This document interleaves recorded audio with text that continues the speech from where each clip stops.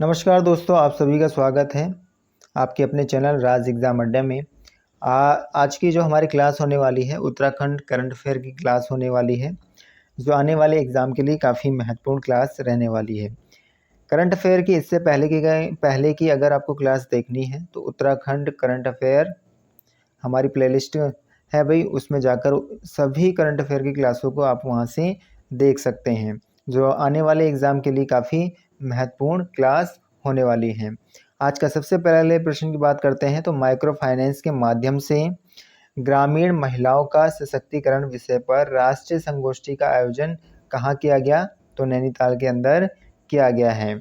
उत्तराखंड महिला आयोग की अध्यक्ष सुश्री कुसुम कंडवाल की अध्यक्षता में माइक्रो फाइनेंस के माध्यम से ग्रामीण महिलाओं का सशक्तिकरण विषय पर राष्ट्रीय संगोष्ठी का आयोजन किया गया। और कहाँ पर किया गया भाई? तो नैनीताल के अंदर किया गया। और किस लिए किया गया? तो महिलाओं के सशक्तिकरण विषय पर किया गया है भाई। अगले क्वेश्चन की ओर चलते हैं। अगला आज का जो हमारा क्वेश्चन होने वाला है, बाकी बकेट ऑपरेशन कहाँ पर चलाया गया? तो बाकी बकेट ऑपरेशन जो चलाया गया पौड़ी गढ़वाल में चलाया गया। ठीक है, और इससे जो हमें बातें याद रखनी है वो बातें याद क्या रखनी है? उत्तराखंड के पौड़ी गढ़वाल क्षेत्र में लगी भीषण आग, भारतीय वायुसेना ने MI-17V5 हेलीकॉप्टरों का उपयोग करके बाकी बकेट ऑपरेशन चलाया, जिसमें जंगल की आग बुझाने के लिए जमीन पर लगभग बात करते हैं 17,700 लीटर पानी गिराया गया। ठीक है, तो बाकी बकेट का भैया संबंध किससे है? तो जंगल में आग बुझाने से संबंध है। कहाँ चलाया गया? पौड़ी गढ़वाल के अंदर चलाया गया। और किसके द्वारा चलाया गया? तो भारतीय वायुसेना के द्वारा चलाया गया। किस हेलीकॉप्टर का प्रयोग किया गया? तो MI-17V5 हेलीकॉप्टर का उपयोग किया गया भाई। अगले क्वेश्चन की ओर चलते हैं। अगला आज का क्वेश्चन हमारा होने वाला है, गोल्डन लायन अंतर्राष्ट्रीय फिल्म महोत्सव का आयोजन कहाँ पर किया गया? तो गोल्डन लायन अंतर्राष्ट्रीय फिल्म महोत्सव का आयोजन नैनीताल में किया गया। नैनीताल में आयोजित गोल्डन लायन अंतर्राष्ट्रीय फिल्म महोत्सव 2024 में नैनीताल के संजय वी तिवारी भैया क्या रहे? विजेता बने। ठीक है, इस महोत्सव में शॉर्ट फिल्म बादशाहत का खात्मा को भी सम्मानित किया गया। किसको सम्मानित किया गया? तो बादशाहत का खात्मा को भी सम्मानित किया गया, जो कि एक शॉर्ट फिल्म है भाई। ठीक है, अगले क्वेश्चन की ओर चलेंगे। अगला आज का हमारा क्वेश्चन होने वाला है, एशियन योग प्रतियोगिता का आयोजन कहाँ पर किया गया? तो एशियन योग प्रतियोगिता का आयोजन कोलंबो श्रीलंका के अंदर किया गया। ठीक है, कोलंबो श्रीलंका में आयोजित एशियन योग प्रतियोगिता में उत्तराखंड के मयंक कुमार गिरी ने 1 स्वर्ण, 1 रजत और 1 कांस्य पदक जीता। यानी टोटल कितने पदक जीते गए भाई इनके द्वारा? तो कुल 13 पदक इनके द्वारा जीते गए। ठीक है, एशियन योग प्रतियोगिता कहाँ पर हुआ भाई? तो कोलंबो श्रीलंका के अंदर हुआ। और भैया मयंक कुमार ने कितने पदक जीते? तो 3 पदक जीते, जिसमें 1 गोल्ड, एक सिल्वर और 1 कांस्य पदक शामिल है भाई। ठीक है, अगले क्वेश्चन की ओर चलते हैं। अगला आज का जो हमारा क्वेश्चन होने वाला है, प्लास्टिक मुक्त भविष्य की ओर बढ़ना पहल की शुरुआत किसके द्वारा की गई है? तो भारतीय वन्य जीव संस्थान और सामाजिक विकास समुदाय फाउंडेशन के द्वारा शुरुआत की गई। किस चीज़ की शुरुआत की गई? तो प्लास्टिक मुक्त भविष्य की ओर बढ़ना पहल की शुरुआत की गई। ठीक है, यह अभियान 5 जून को विश्व पर्यावरण दिवस के अवसर पर की गई भाई। तो विश्व पर्यावरण दिवस कब मनाया जाता है? तो 5 जून को मनाया जाता है। ये भी हमें बात याद रखना है। इसके साथ साथ हमें ये याद रखना है, यह अभियान उत्तराखंड, उत्तर प्रदेश, बिहार, पश्चिम बंगाल, हिमाचल प्रदेश, मध्य प्रदेश, झारखंड सहित 7 राज्यों में 5 दिनों तक चलाया गया। भारतीय वन्य जीव संस्थान और सामाजिक विकास समुदाय फाउंडेशन ने 16 मई 2024 को प्लास्टिक मुक्त भविष्य की ओर बढ़ना नामक एक सहयोगात्मक पहल शुरू की है भाई। तो इतने बातों को कहीं ना कहीं हमें इस प्रश्न से याद रखना है। अगले क्वेश्चन की ओर चलेंगे। अगला आज का हमारा क्वेश्चन होने वाला है, उत्तराखंड प्रीमियम लीग सीजन 2 के सबसे महंगे खिलाड़ी कौन बने हैं? तो उत्तराखंड प्रीमियम लीग सीजन 2 के सबसे महंगे खिलाड़ी अजीत मोहिते बने हैं। सितंबर 2024 में आयोजित होने वाले उत्तराखंड प्रीमियम लीग सीजन 2 में पौड़ी गढ़वाल उत्तराखंड के अजीत मोहिते सबसे महंगे खिलाड़ी बने हैं भाई। अगले क्वेश्चन की ओर चलेंगे। अगला आज का हमारा क्वेश्चन है 7वीं देहरादून जिला स्क्वैश चैंपियनशिप का आयोजन कब हुआ भाई? तो 9 से 11 मई 2024 में आयोजन किया गया 7वीं देहरादून जिला स्क्वैश चैंपियनशिप का भाई। 9 से 11 मई 2024 तक संपन्न 7वीं जिला स्क्वैश चैंपियनशिप का आयोजन कहाँ किया गया? तो देहरादून के अंदर किया गया है भाई। इसी के साथ साथ हमें ये भी याद रखना है, इस प्रतियोगिता में झील राठौर ने स्क्वैश के अंडर 13 श्रेणी में प्रथम स्थान प्राप्त किया तथा अंडर 15 में भैया रनअप रहे भाई। कौन रनअप रहे? तो झील राठौर रनअप रहे भाई। अगले क्वेश्चन की ओर चलते हैं। अगला आज का हमारा प्रश्न होने वाला है कुमायूं विश्वविद्यालय उत्तराखंड और किसके मध्य भारतीय ग्रीष्मकालीन मानसून के व्यवहार के बारे में अध्ययन करने हेतु समझौता किया गया? तो भैया कुमायूं विश्वविद्यालय उत्तराखंड और जॉर्जिया विश्वविद्यालय जो कि कहाँ है? अमेरिका के मध्य ग्रीष्मकालीन मानसून के व्यवहार के बारे में अध्ययन करने हेतु समझौता किया गया है। इससे जो हमें बातें याद रखनी है वो बातें क्या याद रखनी है? कुमायूं विश्वविद्यालय और संयुक्त राज्य अमेरिका के सबसे पुराने सार्वजनिक विश्वविद्यालयों में से एक जॉर्जिया विश्वविद्यालय के मध्य भारतीय ग्रीष्मकालीन मानसून के व्यवहार के बारे में अध्ययन करने के लिए समझौता किया गया है भाई।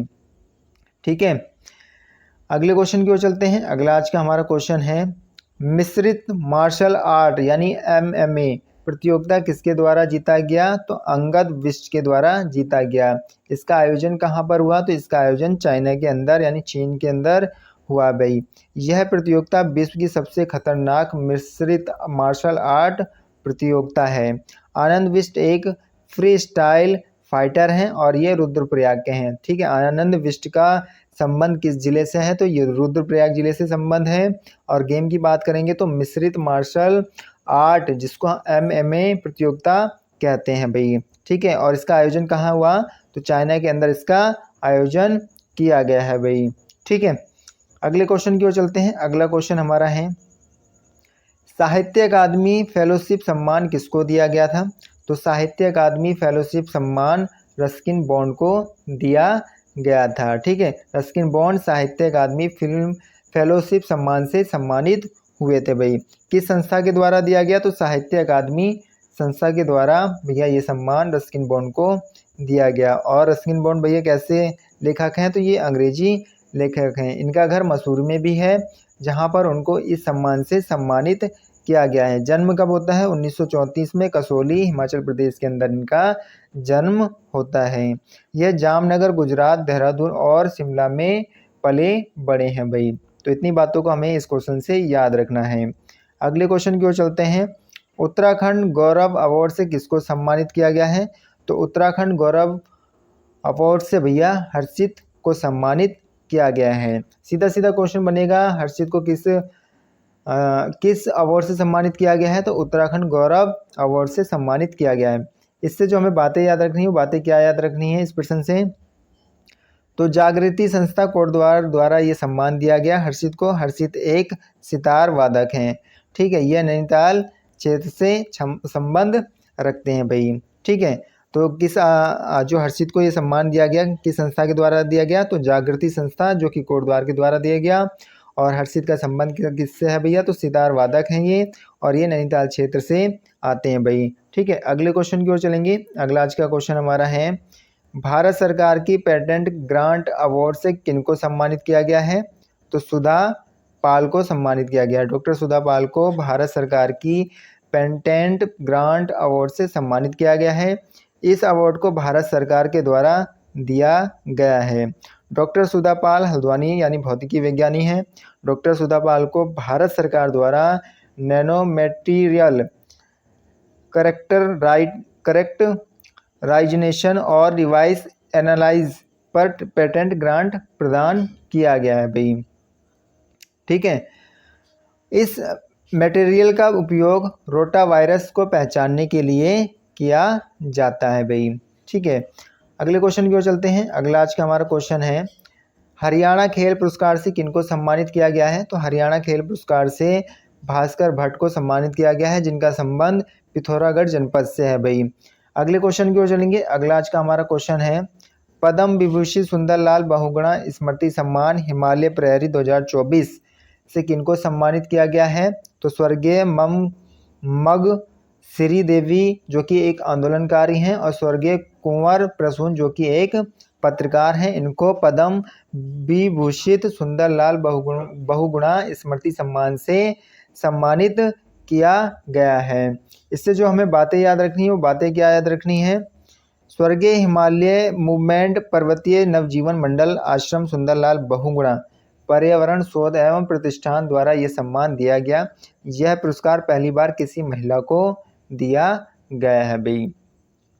अगले क्वेश्चन की ओर चलेंगे। अगला आज का हमारा क्वेश्चन होने वाला है, हिमांक और क्वथनांक के बीच यात्रा वृत्तांत के लेखक कौन है?